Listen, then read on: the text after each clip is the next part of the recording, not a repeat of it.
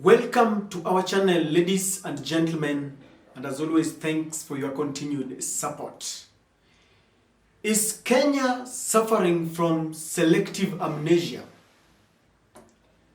I'm asking this because there is a friend of mine who has been following everything that is happening back at her motherland.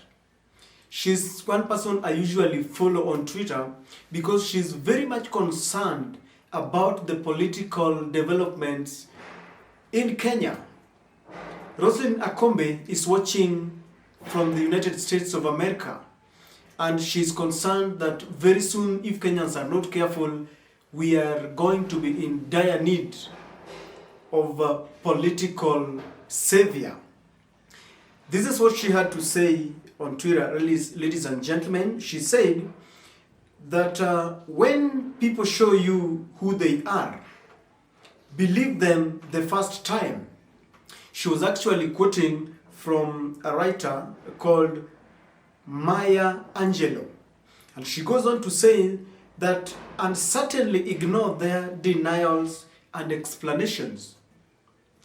In other words, Akombe is saying that when a politician comes to you and says something, please take that which she or he is saying very seriously, and don't accept when she comes back or he comes back to negate and tell you that, I was quoted out of context.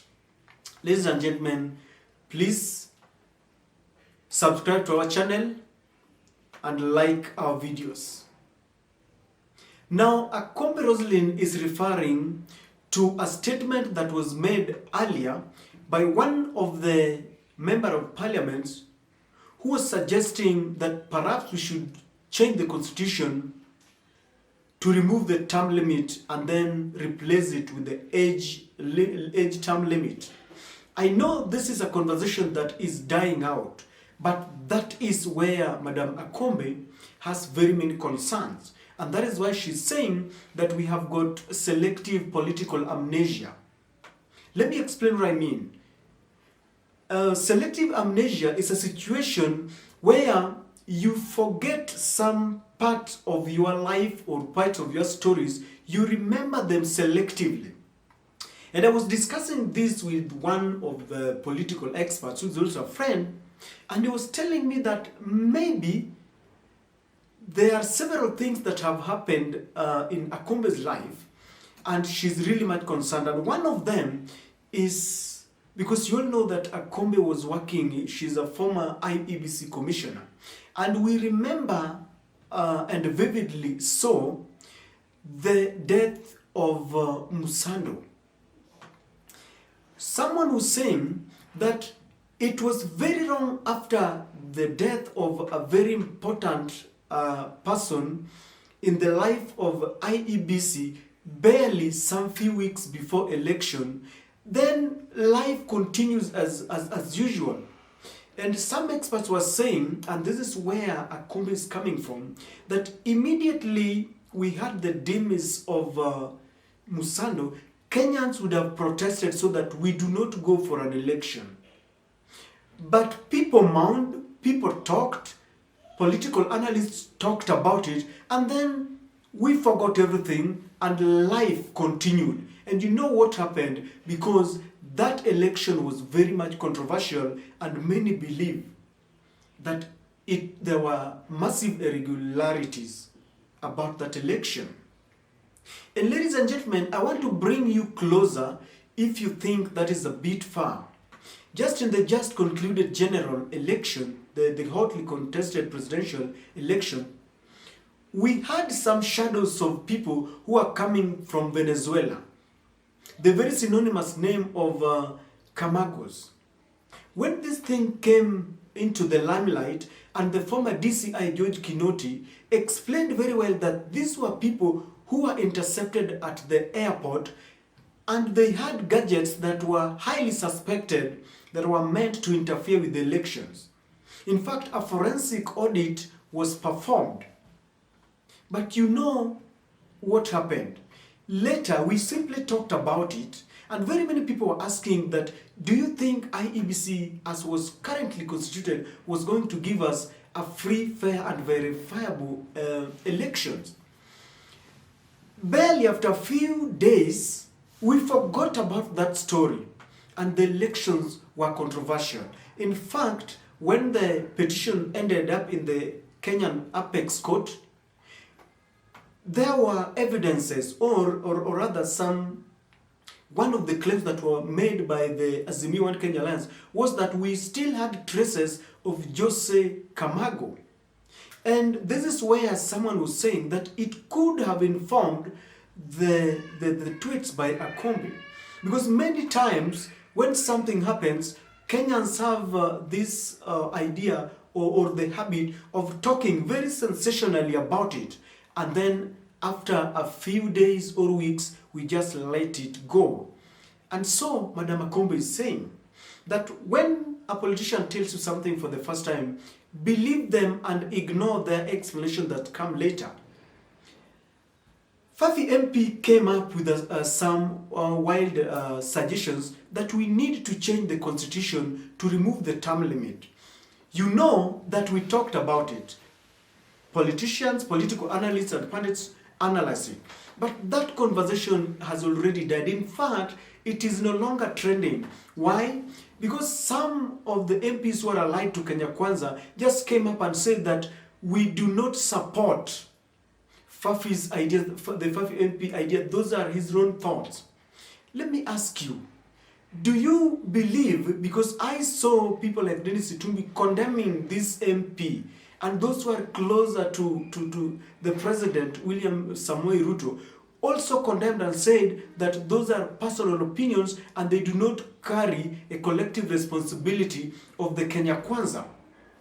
Do you believe them?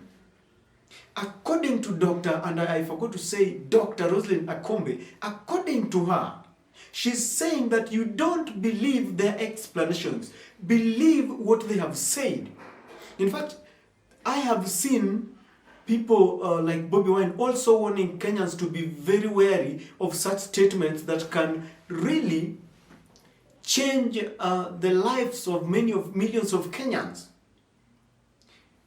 I always pause to ask, do you think Dr. Roseline Akombe has a point here? Do you think she's right? The reason I'm asking this, we need to write some of these things down with the dates, because if we are not careful, it might just be another history where we will be reminded of the tweets by concerned Kenyans like Dr. Akombe. And in fact, it was not only Akombe who tweeted. Several people have condemned this. I only selected one just to try and tickle our minds. Because let me tell you something, ladies and gentlemen. The first and second liberation were done by Kenyans. There are those who are at the front line. There are those people who shed their blood and those who died. But they had to rally and people were behind them. Sometimes people had to go to the street to protest. Are we going to witness, because someone was testing waters, and after listening to how people are reacting, they are going to go back to their drawing board and now look at the tweets and what people are saying, and after sometimes another person will be sent, and before we know it, we are going to have a constitutional review, perhaps in the negative way. It is time, ladies and gentlemen, as Dr. Akombe was saying, I just want to complete what she was saying. This is what she had to say. She said that it is better we start this conversation as early as possible so that we are not taken by surprise when those who do not want to defend the sanctity of the Constitution come up again. We better prepare, and this is a rallying call to the opposition. What are some of these things that we need to talk about? Currently, the IEBC chairman tenure is going to end, and it is the sole responsibility of the president, because the Constitution gives him leeway to, install someone that will be dancing to his tune. Are we going to wait for the president to appoint someone, then we start making noise? This is the time that we should air our voice so that we are also part of the replacement. And the opposition should be very much wary of this. They should not wait so that they should also be part of this. A while ago, one of the political analysts talked about recycling of IEBC commissioners, and he alluded to facts that this is the reason why they are infiltrated. They mess up with the elections, knowing very well that when the person they have helped will be in power, then they will be rewarded. And he was saying that one of the constitutional talks that we should begin is to ensure that when someone has completed his term at the IEBC, then they should go home. And he was giving an example of the Supreme Court judge, the former Supreme Court president, former Mr. Maraga, who completed his term and went to rest. And he was saying that this is the time that we should also entrench some of these things in the constitution, so that one who is working at the IEBC completes his term, and maybe the best you can give them is maybe an ambassador far away from Kenya, so that they should not influence. You all know that our constitution is one that is very progressive. It needs to be changed gradually and day by day, ladies and gentlemen. And I believe that that tweet was supposed to tickle you a bit, so that we wake up from the slumber. Let us not bury our heads from the sand. Check more from Dr. Akombe, and you will realize that she's really following what is going on back at her motherland.